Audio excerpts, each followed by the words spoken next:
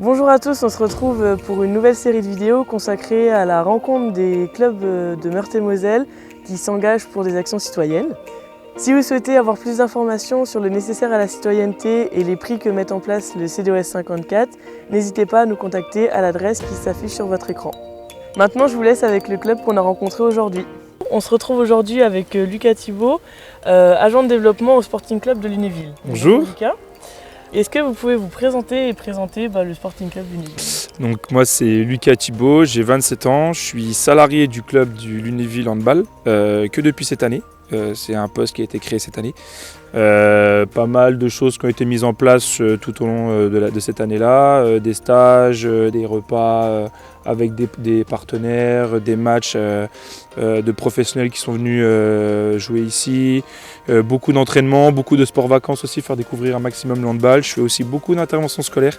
J'interviens de CP à CM2, bientôt avec les maternelles aussi. Donc beaucoup de choses de prévues et beaucoup de sensibilisation à certains thèmes, certains sujets comme les discriminations, les égalités hommes-femmes, donc plein de choses, un maximum de choses, même sur la nutrition aussi.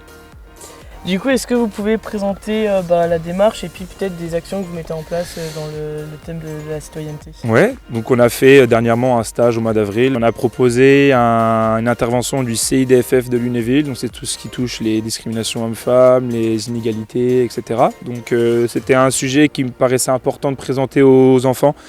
C'est un sujet qui est très important à mes yeux et même pour les enfants, c'est primordial. Beaucoup de discrimination rien que dans le scolaire, à l'école primaire, collège et lycée. Donc du coup j'ai proposé ça à des gamins qui venaient du collège, 13-15 ans. Donc on a fait une intervention avec un jeu de loi, donc c'était très ludique, très intéressant. Je remercie encore le CDFF de s'être déplacé avec ce jeu de loi, c'était très bien. Et donc du coup voilà, beaucoup de points positifs. J'ai eu des retours très positifs des parents et même des enfants. Franchement génial. Du coup, pour mettre en place ce genre d'action, comment vous avez fait? Est-ce que vous avez été soutenu par le comité, par la fédération, par la commune? Le CIDFF, je l'ai connu sur une formation. En fait, il y avait une formation qui était proposée pour des salariés ou même des personnes de club, des bénévoles, pour apprendre à gérer une situation au sein d'un club, au sein d'une association.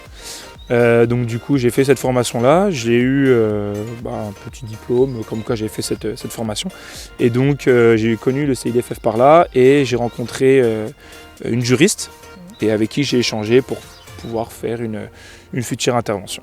Du coup, à la suite des actions que vous avez mis en place, est-ce que vous avez vu un changement de comportement des licenciés? Quel retour vous pouvez faire par rapport à ça du coup? Alors c'est un peu frais du coup vu que c'était la semaine dernière, mais c'était une sensibilisation. Le plus important c'était ça, c'est savoir gérer ça, que ça se passe au collège, que ça se passe chez eux ou même en association, savoir gérer ce genre de situation.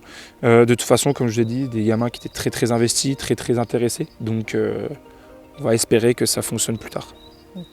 Du coup, maintenant, on va parler un petit peu des déviances dans le sport, donc par exemple des actes de violence, de racisme, de sexisme, etc. Est-ce que du coup, vous, au sein de votre club, vous avez déjà été confronté à ce genre de comportement? Pas au sein du club. Pas au sein du club. Avec mes expériences d'avant, j'ai été animateur dans des centres aérés, donc j'ai eu des petits comportements comme ça, mais jamais dans le club pour le moment. Ok, tant mieux. Oui. Du coup, est-ce que vous avez mis en place une charte ou un règlement intérieur, peut-être écrite par la fédération, pour sanctionner ce genre de comportement s'ils étaient à venir? Au sein du club, non. Après, c'est un projet pour l'année prochaine de créer une charte pour les enfants. C'est très important de gérer les comportements des enfants au sein du club. Il faut montrer une bonne image de l'association, du club de handball. On est beaucoup de clubs sur Lunéville, donc il faut faire parler un maximum le club de handball de Lunéville et il faut montrer qu'on est capable de créer une charte et qu'on ait des enfants qui soient exemplaires. Est-ce que vous avez déjà eu à faire des signalements auprès de la fédération pour des comportements qui ne devraient pas avoir lieu sur un terrain? À ma connaissance, non, pour cette année, non. Après, je ne sais pas du tout si ça a été fait auparavant, dans les années passées ou quoi. Quel sentiment vous avez de la justice disciplinaire fédérale, donc des membres des organes disciplinaires, etc. Je pense que c'est important qu'on sanctionne des adultes comme des enfants. De toute façon, on est des adultes, on doit être capable d'être correct sur un terrain, de parler correctement, d'être bien vu.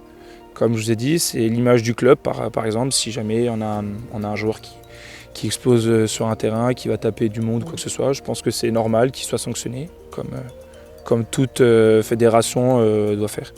Et du coup, s'il doit y avoir sanction pénale, donc judiciaire, qu'est-ce que vous pensez qu'à chaque comportement il est censé avoir une sanction pénale ou alors pas du tout Peut-être à différents degrés, peut-être pas commencer tout de suite avec une grosse sanction et puis continuer avec soit la même sanction, soit aussi importante. Je pense qu'on peut commencer simplement au plus bas, avec peut-être un blâme, avec un avertissement et puis peut-être commencer à augmenter si c'est trop courant. Du coup, maintenant par rapport au CDOS 54, est-ce que avant cette interview vous connaissiez le CDOS et si oui, comment vous l'avez connu? Alors je connais de nom, comme je connais le cross aussi de nom. J'ai connu tout simplement par les réseaux sociaux. J'ai vu qu'il y avait beaucoup d'actions mises en place aussi.